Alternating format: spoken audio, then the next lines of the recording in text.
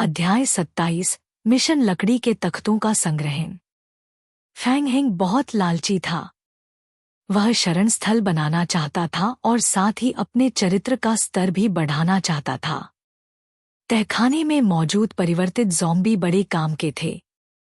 अगर उन्हें मारा जाता तो उनसे कई संपूर्ण विकास क्रिस्टल मिल सकते थे।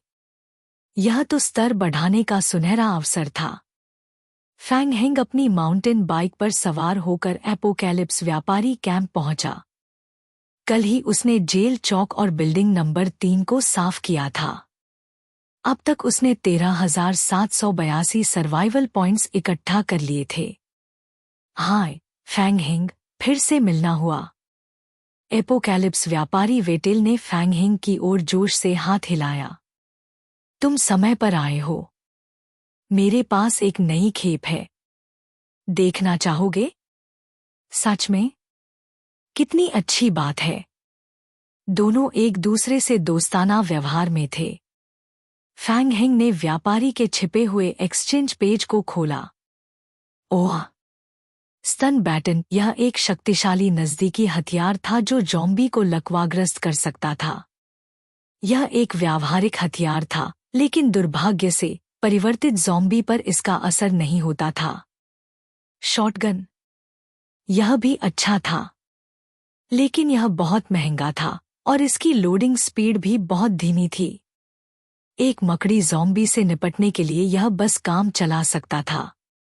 तहखाने में बहुत सारे मकड़ी ज़ॉम्बी थे। यह बहुत खतरनाक था। फैंग हेंग ने एक्सचेंज कॉलम देखा, लेकिन उसे कोई उपयुक्त हथियार नहीं मिला। वह थोड़ा निराश था। क्या तुम्हारे पास कोई शक्तिशाली हथियार है? फैंग हेंग ने समझाने की कोशिश की। मैं मकड़ी ज़ॉम्बी से निपटना चाहता हूं। मकड़ी ज़ॉम्बी? वह चीज वाकई मुश्किल है। सोचने दो। एपोकैलिप्स व्यापारी ने अपने सिर पर उंगली रखकर कुछ देर सोचा। मेरे पास एक तरह की कंपाउंड चिपकने वाली बारूदी सुरंग है। यह काफी प्रभावी है, लेकिन यह मिलना कठिन है और बहुत महंगा भी। एक की कीमत लगभग 3,000 सर्वाइवल पॉइंट्स है। नहीं, फैंग हेंग ने सिर हिलाया। मुझे एक आक्रामक बारूदी सुरंग चाहिए, केवल रक्षा के लिए नहीं। समझ गया। तो मुझे लगता है कि तुम्हारे लिए यह काम आ सकता है। वेटेल ने काउंटर के नीचे से एक किताब निकाली और उसका एक पन्ना खोला। उसने एक तस्वीर की ओर इशारा किया। Focused flamethrower M021। यह तुरंत केंद्रित, उच्च तीव्रता वाली लपटें फेंक सकता था। ज़ॉम्बी इससे सबसे ज्यादा डरते थे। यह अच्छी चीज है। फैंग हेंग की आंखें चमक उठीं। उसे इस हथियार की याद आई। उसकी यादों में उसने एक वीडियो देखा था जिसमें खिलाड़ी इसी तरह के फ्लेमथ्रोवर का इस्तेमाल करके एक-एक करके ज़ॉम्बी को जला रहे थे। इतना उच्च तापमान था कि यहाँ तक कि परिवर्तित ज़ॉम्बी भी इसे सहन नहीं कर पा रहे थे। मकड़ी ज़ॉम्बी की HP ज्यादा नहीं थी। इसकी एक ही कमजोरी है कि इसे लंबे समय तक इस्तेमाल नहीं किया जा सकता, अन्यथा यह ज्यादा गर्म होने के कारण खराब हो जाएगा। वेटेल ने देखा कि फैंग हेंग फ्लेमथ्रोवर में दिलचस्पी ले रहा था, इसलिए उसने बताया, मेरे पास यहाँ स्टॉक नहीं है। अगर तुम इसे ऑर्डर करते हो तो तुम्हें पहले 10,000 सर्वाइवल पॉइंट्स देने होंगे। मैं 3 दिनों में इसे स्टॉक में लाऊंगा। वेटेल ने जल्दी से हिसाब लगाया और आसमान छूती कीमत बता दी।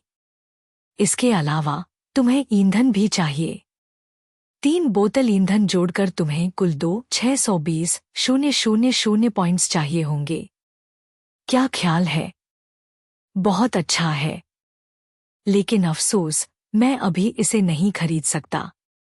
फैंग हेंग ने लाचारी से हाथ फैला दिए। कोई मिशन है क्या? मुझे कुछ सर्वाइवल पॉइंट्स कमाने हैं। समझ गया। तुम यहाँ दिए गए मिशनों को देख सकते हो। कोई उपयुक्त मिशन चुन लो। फैंग हेंग ने फिर से मिशन पैनल खोला। पिछली बार स्तरीय मिशन के कारण उसने ध्यान से देखने का समय नहीं लिया था। वह जल्दी में मिशन स्वीकार करके चला गया था। आज फैंग हेंग ने धैर्यपूर्वक मिशन पैनल को देखा। सामान्य तौर पर मिशन पैनल में दिए गए मिशनों को कई श्रेणियों में बांटा गया था। ज़ॉम्बी को खत्म करना, वस्तुओं या व्यक्तियों की खोज करना, सामग्री इकट्ठा करना और क्षेत्रीय वातावरण का अन्वेषण करना। हम्मा, सामग्री इकट्ठा करना, क्या ऐसा कोई मिशन भी था? फैंग हेंग की आंखें चमक उठीं। उसने मिशन पैनल में कीवर्ड चुने। इकट्ठा करो। मिशन का नाम, आयरन ओरे इकट्ठा करो, दोहराने योग्य। मिशन की आवश्यकता, 300 यूनिट्स आयरन ओरे इकट्ठा करो। मिशन इनाम, 600 सर्वाइवल पॉइंट्स। मिशन का नाम, कोल ओरे इकट्ठा करो, दोहराने योग्य। मिशन की आवश्यकता, 300 यूनिट्स कोल ओरे इकट्ठा करो। मिशन इनाम, 600 सर्वाइवल पॉइंट्स। मिशन का नाम, लकड़ी के तख्ते इकट्ठा करो, दोहराने योग्य। मिशन की आवश्यकता, 300 यूनिट्स लकड़ी के तख्ते इकट्ठा करो। मिशन इनाम, 600 सर्वाइवल पॉइंट्स। लकड़ी के तख्ते? फैंग हेंग ने बहुत रोमांचित होकर देखा। यह तो लकड़ी के तख्ते इकट्ठा करने का मिशन था। जंगल के वातावरण में लकड़ी की कोई कमी नहीं थी।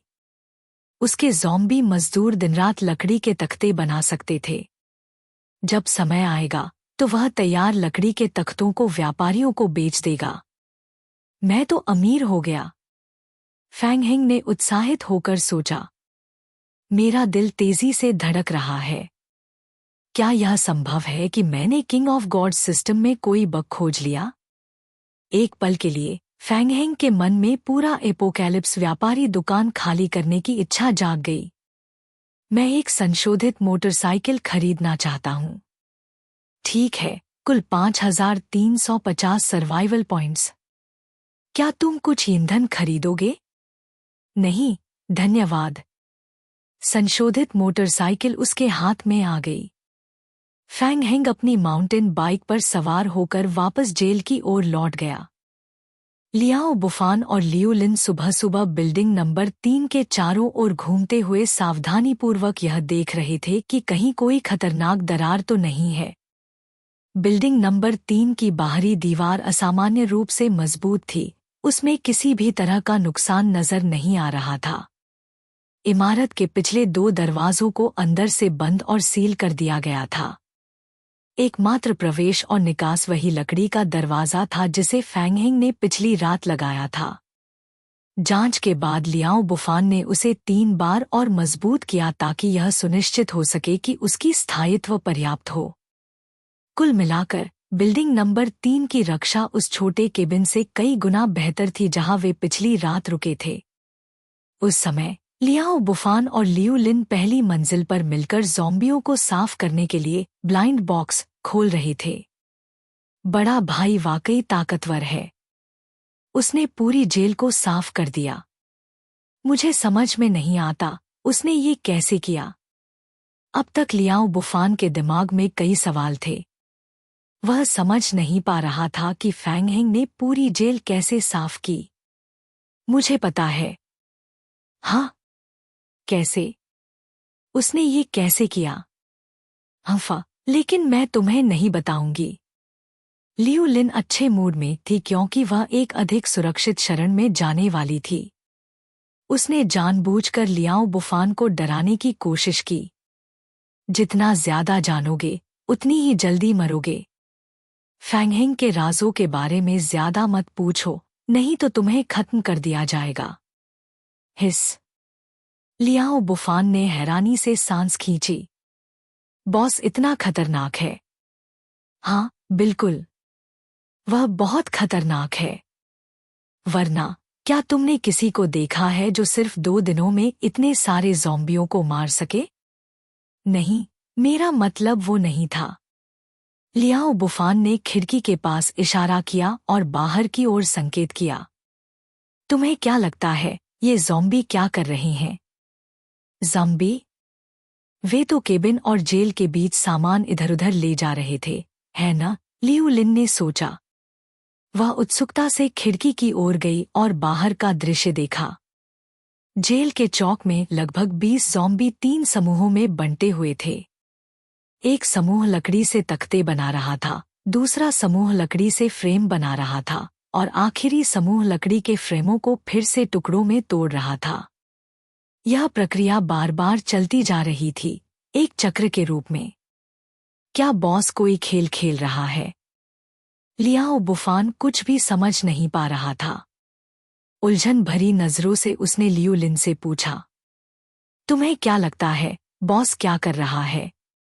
लियू लिन भी उलझन में थी। ज़ॉम्बी फ्रेम को तोड़कर फिर से क्यों जोड़ रहे थे?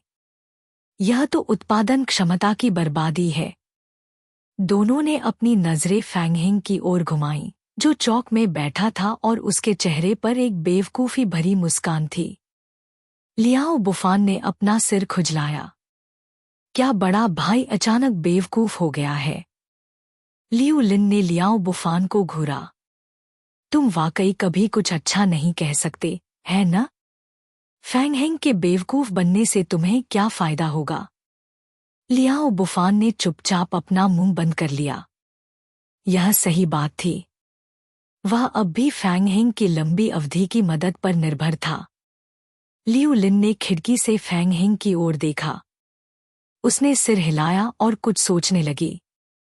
अचानक उसकी आंखें चमक उठीं।